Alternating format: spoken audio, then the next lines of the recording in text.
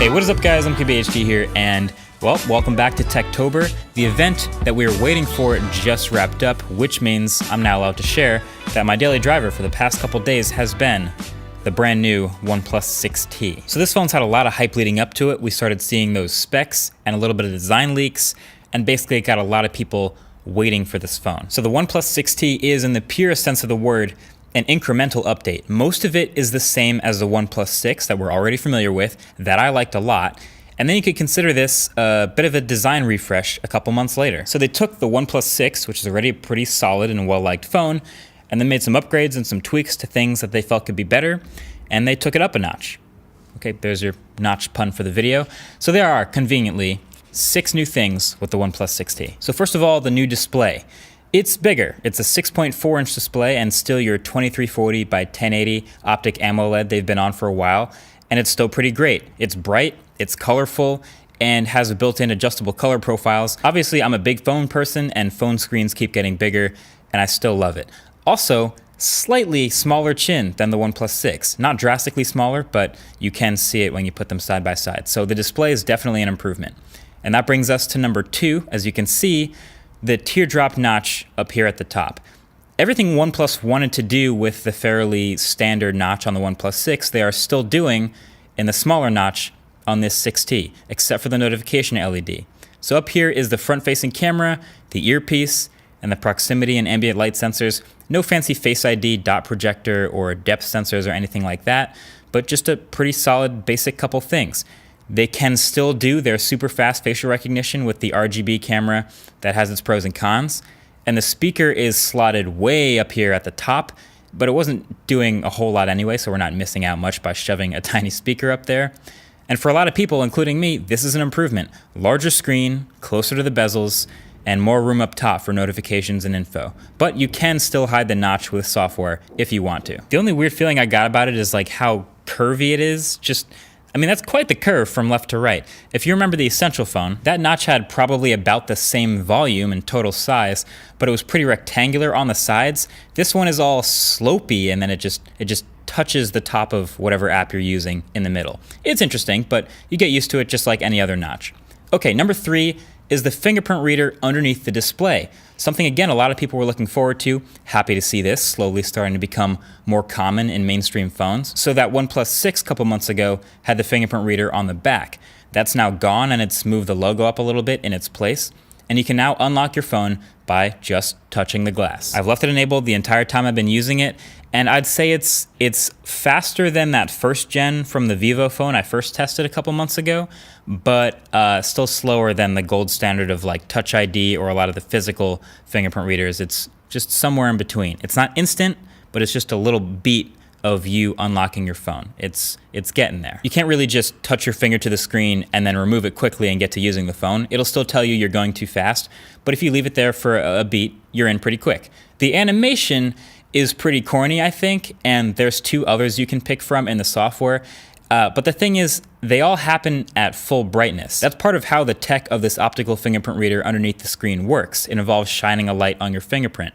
So even though it's an OLED and they can keep all the pixels black and the clock is dim to save battery, the fingerprint reader, when it reads your finger, goes to max brightness, and at night that can be kind of annoying. Basically, I was hoping there could be an even more subtle animation than the 3 that were provided. Also, that means that unlocking the phone at night, or when it's dark specifically, is kind of annoying. I know it's definitely nitpicking at this point, but think about it. I have both Face Unlock and fingerprint unlock enabled. At night, when it's dark, the face unlock camera, which just uses the RGB camera, doesn't work very well. So you have to use the fingerprint, and then when you use the fingerprint, it shines that full brightness light that kind of bleeds around your finger into your face, which is kind of annoying. I know that's, again, super minor, but this is the kind of stuff you notice when you use a phone every day, so I'll mention it. Number 4 is the new battery. So while the phone is pretty much the same size, this is OnePlus's biggest improvement on paper, going from a 3300 to a 3700 milliamp hour battery. That has been awesome in practice for the endurance of this phone. The 6 was already pretty good, but I'm now getting pretty consistently 5+ hours of screen on time. One of the days I had nearly 6 hours with 10% left. So it might not be a 4,000 milliamp hour cell, like it isn't the biggest number on paper, but this improvement, thanks to the 1080p OLED and pretty clean software, has this basically my battery champ this year so far. And it still has that incredibly fast charging. So that is impressive. Then number 5, it's true, the headphone jack is now gone on the 6T. Even OnePlus is getting rid of the headphone jack. A moment of silence for its loss. So yeah, it's 2018. Pretty much only Samsung and LG are left still riding that headphone jack train. And it's kind of interesting coming from a company like OnePlus, who we know to usually be first to listen to what users want. So when I asked them what their reasoning was for not having a headphone jack, because I got to ask them directly, they said it's the larger battery and the fingerprint reader under the screen both take up so much extra space in this same size phone that they felt it made sense to get rid of the headphone jack. So that's their words. And the number 6 new different thing is probably the best news. This phone starts at 128 gigs of storage now instead of 64, and for the same exact price as the last one, $549. So you get twice as much storage for the same starting price and this whole new design. So OnePlus is sure sticking to their guns of competitive pricing. And then that's it. Everything else about the OnePlus 6T in the software, on the surface, under the hood, materials and build, it's all the same as that OnePlus 6. Same Oxygen OS on top of Android Pie with the new gestures and all the new features OnePlus has been throwing in. Same smoothness and A+ performance that I was so happy about a couple months ago that drew me away from the Pixel. Same Snapdragon 845 and 6 or 8 gigs of RAM, so I expect it to continue to be smooth. Same colors, so it's launching with this Midnight Black or Mirror Black, which means you may still want to toss on a skin from our sponsor D-Brand. This Matrix Black they have happens to look pretty damn good, and now you won't see nearly as many fingerprints, so kind of a win-win there. And OnePlus still took the shortcuts they took last year, so no wireless charging, for example, even though it's a glass back phone. And it's the same exact camera, the hardware, sensor and lens and everything, as the OnePlus 6. So you can see photos from last year's phone. They are going to start to look better with each round of software updates. They're learning a lot from Pixel and iPhone's HDR techniques and building them in here. Plus a new night mode is here that does more with longer exposures and dark scenes.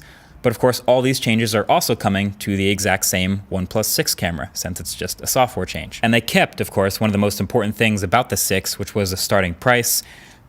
Easy recommendation. This is a great phone. Now it's also coming with Verizon compatibility, and they're going to start working with T-Mobile. You'll see it in T-Mobile stores, I'm assuming. So this is going to be making its first big push into carriers in the US, which is pretty cool. Yeah, there's a lot going for this phone. It's continued to impress me, even though they got rid of the headphone jack, which is a bummer for a lot of people.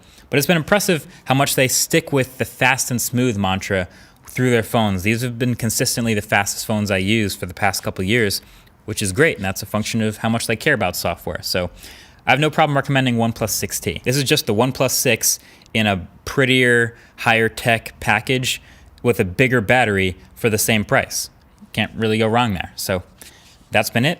What do you think? Is this your next phone? Let me know. Thanks for watching. Talk to you guys in the next one. Peace.